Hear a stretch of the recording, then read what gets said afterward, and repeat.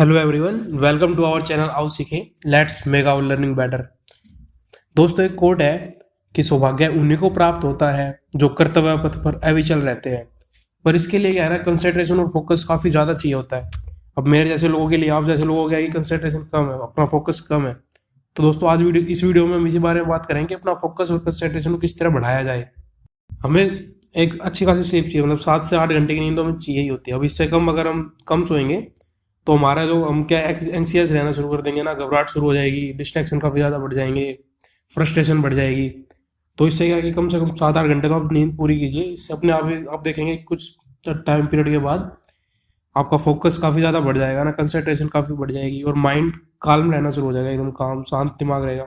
अब माइंड शांत रहेगा तो आप साफ सी बात है कि अच्छे से पढ़ पाओगे। दूसरी चीज़ है कि फिजिकल एक्सरसाइज, आपको फिजिकल एक्सरसाइज काफ़ी करनी है ना, मतलब एक दिन में आपको 30 से 45 मिनट तो फिजिकल एक्सरसाइज करनी है।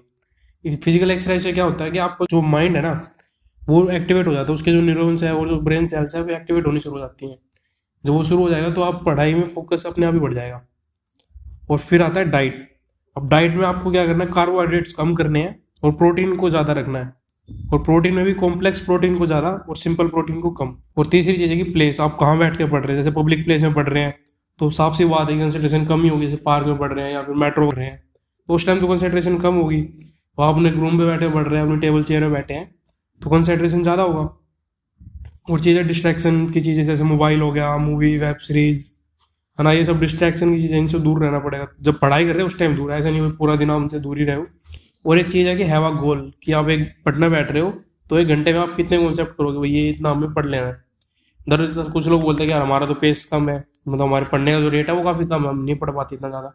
पर आप यकीन मानिए, अब जब ये सेट करके चलेंगे ना कि 1 घंटे मुझे इतना पढ़ना है, तो वो पेस अपने आप ही डे बाई डे इंक्रीज होता चले जाएगा। और आप देखोगे क्योंकि आप जो 3-4 दिन में काम कर पा रहे थे वो आप एक दिन में ही कर पाओगे। तो आप ये जरूर कीजिए ना, गोल सेटिंग तो बहुत जरूरी है कि 1 घंटे में हमें इतना कर लेना है।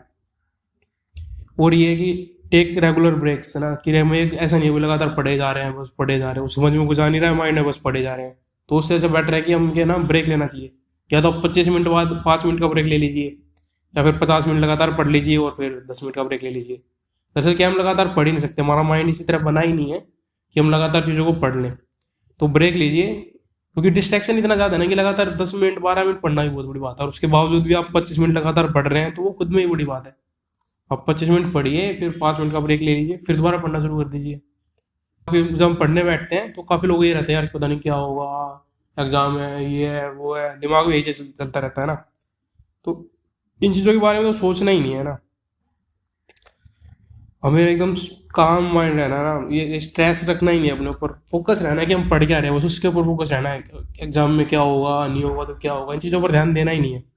और आप एक चीज़ स्टिकी नोट्स ले आइए ना, उस पर 3 रीजन लिखिए कि हम क्यों पढ़ रहे हैं, मतलब ये एग्जाम दे रहे हैं तो क्यों दे रहे हैं, या फिर पढ़ाई कर रहे हैं तो क्यों पढ़ रहे हैं। 3 एकदम सॉलिड रीजन होने चाहिए आपके पास, उनको आप लिख लीजिए। आप यकीन मानिए, आप जब इनको अपनाओगे ना डेली लाइफ में डे बाई डे इंप्रूवमेंट होगा। एकदम ऐसा तो नहीं होगा कि यार एकदम इंप्रूवमेंट हो गया, हमें एकदम कंसंट्रेशन बढ़ गई और पढ़े जा रहे हैं बस। डे बाई डे इंप्रूवमेंट होगा। और लर्निंग है ही डे बाई डे, है ना। Learning is a slow process, वो आराम आराम से आदमी सीखता है। और हमें जो लर्निंग है हमारी एक्टिव होना चाहिए ना, मतलब कोई चीज़ पढ़ रहे तो ऐसे नहीं बस पढ़े जा रहे हैं, उसमें हमें दिमाग लगाने कि भाई क्या कहना क्या चाह रहा है ये बंदा।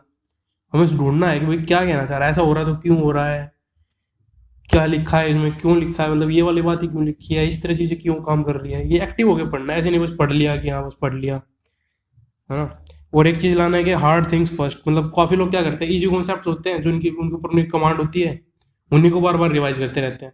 हर एक चीज़ पर तुम्हारी कमांड हो ही गई तो उसको रिवाइज करना क्या मतलब है, वो मुश्किल चीज़ों को लो ना, हार्ड थिंग्स को लो, है ना। मतलब जैसे अपने डेली लाइफ में आपने देखा भी होगा, जैसे मम्मी क्या करती है, पहले बोलते हैं हरी सब्जी खाओ ना, वो हरी सब्जी खानी पड़ती है, उसके बाद फिर मिठाई वगैरह देती है ना। मिठाई वो तो पहले मिठाई दे देगी मम्मी, तो पता है भाई हरी सब्जी खाएगा नहीं बच्चा, तो क्या करती है भाई, पहले तुम हरी सब्जी खाओ उसके बाद मिठाई देती है। मतलब मेरे साथ ऐसा होता था, तो मैंने इसको अपनी डेली लाइफ में पढ़ाई से भी रिलेटेड करा ना, कि भाई पहले मुश्किल चीज़ कर लो, फिर आसान चीज़ बाद में कर लेना। और है ना, 2 टाइम आपकी कंसंट्रेशन सबसे ज़्यादा होती है, एक तो है आफ्टर वेकिंग अप, जब आप उठते हो उस टाइम, और आप जब सो रहे होते हो उस टाइम। तो ये जो ऐसा सब्जेक्ट उठा सकते हो जिसमें फैक्चुअल लर्निंग बहुत ज़्यादा है, जिसमें फैक्ट्स ही फैक्ट्स हैं, आपको फैक्ट बहुत ज़्यादा याद करने हैं। तो उस टाइम जब आप उठते हो या फिर सो रहे होते हो तो फैक्चुअल चीज़ें आप ज़्यादा पढ़िए। और आप ये रीइंफोर्समेंट वाली चीज़ भी लाइफ में अपनाइए कि भाई जैसे आपने कोई कॉन्सेप्ट कर लिया तो खुद को रिवार्ड दीजिए। आप कोई नहीं पढ़ पाए, जितना आपने टारगेट लेके चले थे एक दिन में, आप वो अचीव नहीं कर पाए, तो आप खुद को स्लीप, एक घंटा नींद कम ले रहे हैं, या फिर मोबाइल नहीं चला रहे हैं, या फिर कहीं घूमने जाना था तो घूम नहीं रहे हैं। ये नेगेटिव और पॉजिटिव दोनों रिइंफोर्समेंट यूज कीजिए। और जब पढ़ने बैठे तो अपना कॉपी पेन ये सारी चीज़ अपने पास में रखिए, और mobile phone, tablets, iPad, iPhone ये सब ना बंद करके साइड में रख दीजिए, ताकि डिस्ट्रैक्शन हो ही ना। और स्क्रीन के साथ पढ़ाई करना तो बहुत मुश्किल बात है ना, जो स्क्रीन डिजिटल स्क्रीन है इसको तो साइड में रख दीजिए, स्क्रीन का होना ही नहीं चाहिए, अपनी किताबों से पढ़िए। और ये बाकी सब चीज़ों को स्विच ऑफ कर दीजिए, एक तरफ रख दीजिए, है ना। आप देखोगे, आप जितनी चीज़ें आपने अभी पढ़ी हैं तो डेली लाइफ में आप इसको अपनाओगे तो आप पाओगे डे बाई डे आपकी लर्निंग बहुत बेहतर होती जा रही है ना। Thank you for watching this session, and please subscribe our channel and have a awesome day, friends.